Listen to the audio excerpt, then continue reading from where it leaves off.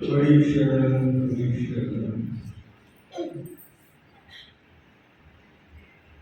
मानव सेवा संघ के वार्षिकोत्सव एवं सत्संग समारोह में समागत सभी सत्संग प्रेमी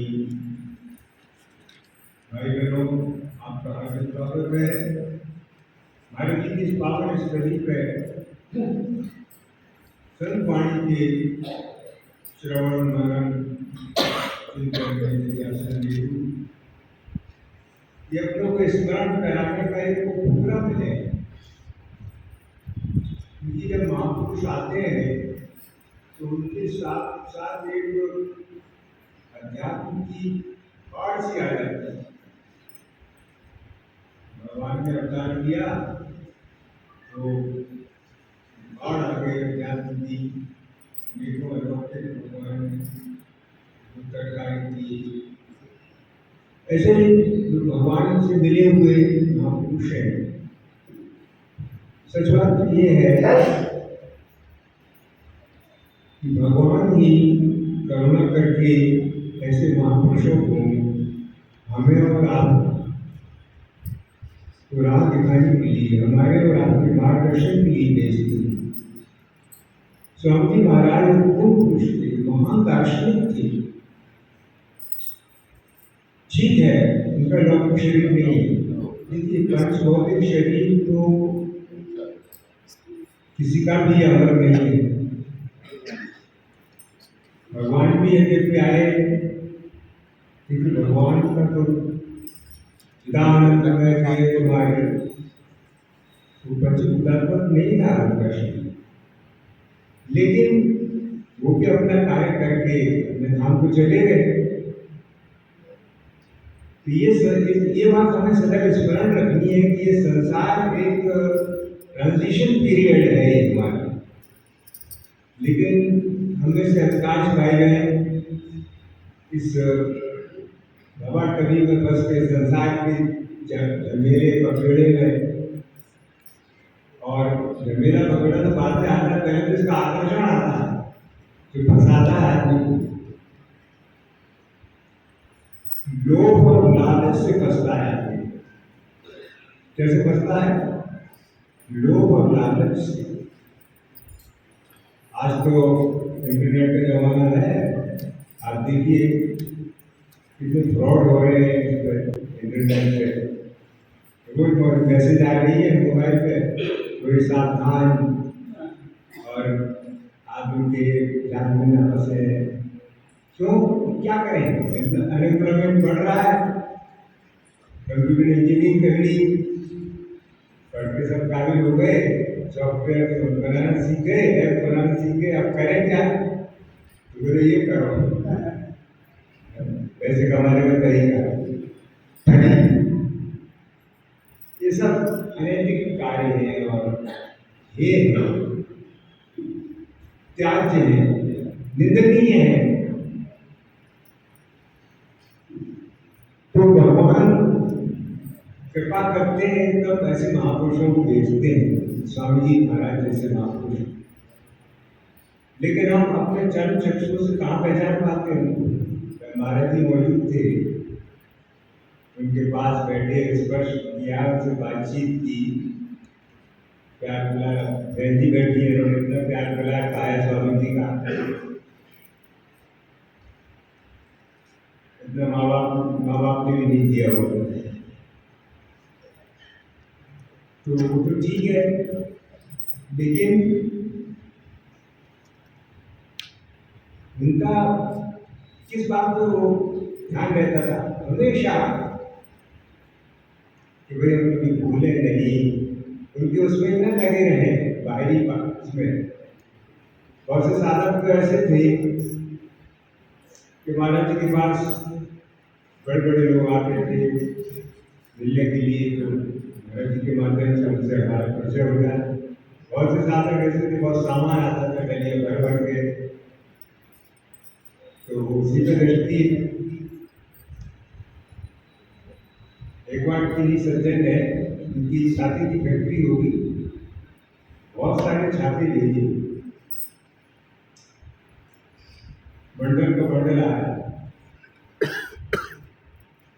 तो कभी आवश्यकता पड़ी होगी कुछ दिन बाद महाराज जी को स्मरण आ गया, उन्होंने जो छाते आए थे वो कहाँ आए? अगर सेवा में थे पहले महाराज जी चाहते थे तो नहीं कदम, इतने सारे छाते आए थे सारे कदम हो कोई खाने के लिए की चीज थी जो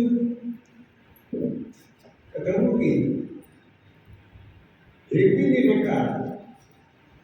उसी की दृष्टि खैर अपना ये प्रयोजन नहीं है, ये प्रसंगवश बात आ रही है सामने कि संत के पास हम आते तो किस लिए आए हैं? आश्रम में आते तो क्या यहाँ बिजनेस करने आना है?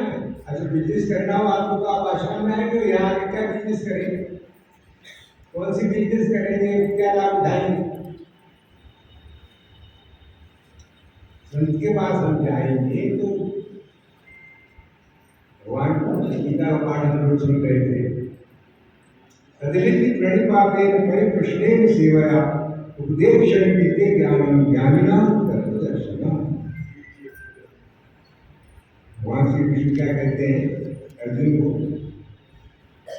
तो उनके समय में भी तत्वज्ञानी लोग थे महाराज। भगवान श्री कृष्ण ऐसा नहीं है तो समय भी संत नहीं थे उच्च कोटि के। तदवित्ति प्रणिपाते परिप्रश्नेन सेवया, पहले उनको प्रणाम करो महापुरुषों को। एक तो संत को पहचानना ही मुश्किल है, हमारी स्थूल दृष्टि है तो हम तो बाहरी रूप रंग आकार प्रकार देखते हैं और आप पहले उनको प्रणाम करो, सेवा करो, उनकी पूछो, सत्कार करो, सेवा करो, आदर करो, तब उनसे अपना प्रश्न रखो, जिज्ञासा रखो। अब जिज्ञासा हो तब तो रखें। एक सज्जन महाराज जी के पास ऋषिकेश में प्रतिवर्ष महाराज जी जाते थे गंगा किनारे स्वर्गाश्रम ट्रस्ट के आमंत्रण पर। तो एक बम्बई के जिसमें आदमी है अभी कल परसों का बताया, उन्होंने कुछ राशि भेजी है सेवा कार्यों के लिए दान स्वरूप। तो महाराज जी के पास आए तो किस भाव से महाराज मेरी बिजनेस नहीं चल रही है, बिजनेस चल जाए, मकान चल जाए, धंधा चल जाए। महाराज जी के पास तो जो जिस भाव से आता था वो उसी भाव पूरा करते थे। चलो ठीक है, अच्छी ही मिलती थी उनके पास, लेकिन वो जिस चीज को देना चाहते थे उसके ग्राहक कम आते थे, कम थे। तो उन्होंने बिजनेस, महाराज जी का आशीर्वाद, बिजनेस खूब चला, उनका खूब चलता, अच्छी स्थिति, बहुत मानते हैं महाराज जी को, याद करते हैं। आधुनिक टेक्सटाइल नाम से बोला जाता। तो ऐसे ही हमारे मानसिक आश्रम के वरिष्ठतम, बल्कि संरक्षक कहना चाहिए उनको, अहमदाबाद के चंद्रकांत भाई जगह भाई वाला बिहारी जी के बाद बिहारी मिल्स नाम से उन्होंने अपने मिल खोला कपड़े का। महाराज जी के अनंत भक्त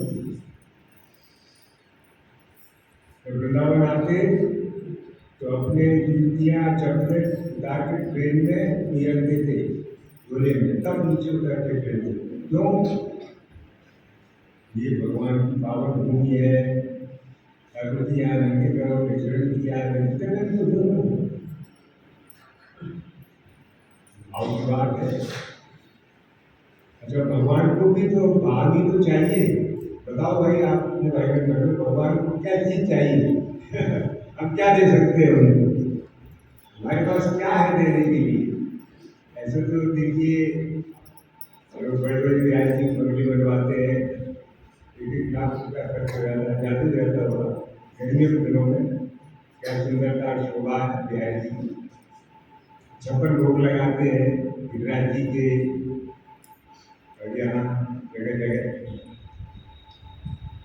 लेकिन भगवान को जैसा महापुरुषों ने, नीति पुरुषों ने, वेदाओं ने बताया है, भगवान को सबसे अधिक भक्त के हृदय का भाव प्रिय है। क्यों? तो इसमें भी एक लॉजिक है। तो सब कुछ तो उनने ही दिया हुआ है, उन्हें किस वस्तु से हम ले जाएंगे, कौन सी चीज दे के उनको हम प्रसन्न करेंगे? ऐसी हमारे पास क्या चीज है? सब कुछ उनका दिया हुआ है। यद्यपि भगवान की वाणी है, पत्रम पुष्पम फलम तोयम योगे भक्ता प्रयच्छति। पत्र पुष्प जल से प्रसन्न हो जाते हैं, लेकिन भाव ग्राही जनार्दन, भाव के भूखे हैं भगवान। पर ये बात कहने में जितनी सुगम है, तो विचार करें, मनन करें तो बहुत कठिन है, दुष्कर है। वो भाव कहाँ है? वो हृदय नहीं है, फुर्सती नहीं है संसार के इस गोरख धंधे से। इसमें आगे जो फंसा, वो ऐसा फंसता है कि फिर वो निकलने नहीं होता है। जब निकलने का वक्त आता है तब तक वो बेकार हो चुका है, किसी काम का नहीं रहता। क्या लीला है भगवान की? वेदांतियों की माया है, भगवान की लीला। तो मैं ये निवेदन कर रहा था, प्रथम बैठक है कि भाई इनके आयोजनों का प्रयोजन क्या है? संस्था बनाई महाराज जी ने। अभी आप भक्तिमती बहन जी के विचार सुनेंगे, महाराज जी के वो अंतरंग प्रसंग बताएंगे आपको। उनके हर बात में कोई ऊंची चीज, कोई तत्व ज्ञान, कोई भक्ति, कोई ज्ञान मेरा साधारण बात में नहीं। हमारे क्रोध था भगवत विश्वास जीवन।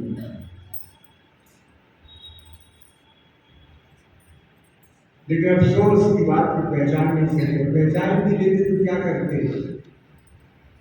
तो बार बार यही कहते थे, भाई मुझे मानने का अर्थ कि मेरी बात को मानो, न कि शरीर को मानो। गुरु शरीर का नाम नहीं है, गुरु एक तत्व है। तो ज्ञान के रूप में हम सबको मिला, भगवान ने दिया है। ज्ञान गुरु मम हृदय बिहारी, सदा रहे हम शरण। ये बात मैंने सबसे पहले यही सुनी आपके महाराज जी की चरणों में लगता है। उन्होंने कहा ये इसका ये अर्थ नहीं है कि भाई गुरु की आवश्यकता नहीं है, या गुरु करने के लिए मना कर रहा हूँ, या गुरु बेकार है, कोई अर्थ नहीं है, तो उसकी उपादेयता नहीं है, कि गुरु उपयोगिता नहीं है, ऐसा नहीं है। लेकिन वो एक ऐसी रहस्य की बात बताते थे। अच्छा बताओ, अगर बिना गुरु के ज्ञान नहीं होगा, हमने तो बचपन में ये सुना कि भाई जिसने गुरु नहीं किया उसने आपको पानी भी नहीं पीना चाहिए, ऐसे दुर्लभ भया रखा लोगों ने। अरे और बड़ा पंडाल, हजारों लोग बैठे एक साथ दीक्षा, एंड मासिव एक साथ दीक्षा। दीक्षा बड़े बड़े पंडाल से कोटि के वही। तो ये भी सब देखा। उन्होंने अच्छा एक बात बताओ, उनका हमारा सुना कि यही मेरा गुरु के बात नहीं करना के आगे हम पहले तो जैसे पढ़ने जाते हैं तो शिक्षा गुरु की आवश्यकता होती है, मास्टर की, टीचर की। उसके कैसे हम विज्ञान प्राप्त कर सकते हैं, विद्या। तो कहा ठीक है, पर एक बात बताओ कि अगर बिना गुरु के ज्ञान नहीं होगा तो सबसे पहले जो गुरु हुआ उसको ज्ञान कैसे हुआ? इसको कहते हैं चौक लॉजिक। हमारे तर्क शास्त्र है गया, उसमें ऐसे वो है, तर्क है, लॉजिक है कि अब इसके आगे कुछ नहीं है, 10-12 नंबर फाइनल है। ऐसे यहाँ वृंदावन के एक बड़े उच्च कोटि के संत थे, परंतु स्वामी जी के अखंडानंद जी महाराज, उनका आश्रम में मोती जी भागवत के बड़े अच्छे प्रवक्ता। ये जो हिंदी भागवत गीता प्रेस में थे पहले वो, और भागवत का हिंदी में जो अनुवाद आजकल प्रचलित है, हमारे कथा प्रवक्ता जो है वो बैठे हुए हमारे कौशल जी कथा प्रवक्ता, तो ये अखंडानंद जी का अनुवाद किया होगा हिंदी का, आज का नाम मूल संस्कृत में है। चर्चा ये चल रही थी, तो अखंडानंद जी एक दिन कहने लगे मानव सरस्वती का रजत जयंती समारोह मनाया जा रहा है, 25 वर्ष पूरे हो चुके थे। परम पूज्य देवकी माता जी, देवकी माता जी विराजमान थी, महाराज जी के साथ उन्होंने आगे बढ़ाया, बड़ी सेवा की संस्था है। विदुषी महिला थी, साधन निष्ठ। तो रजत जयंती समारोह मानव सेवा संघ के 25 वर्ष पूरे होने के उपलक्ष्य में मनाया जा रहा है। उसमें अनेकों संतों को भी आमंत्रित किया गया। एक स्वामी जी के परिचित थे, मिलाती जी महाराज, उनका आश्रम है, उनको यहाँ बुलाया, अनंत जी महाराज को बुलाया, रुद्र ब्रह्मचारी जी भी आए थे उस समय। तो अखंडानंद जी ने एक बात कही, उन्होंने कहा कि देखो, अगर भगवान को तर्क से मानना चाहते हो तो स्वामी शरण जी महाराज की वाणी का जीवन करो, बोलो वृंदावन बिहारी।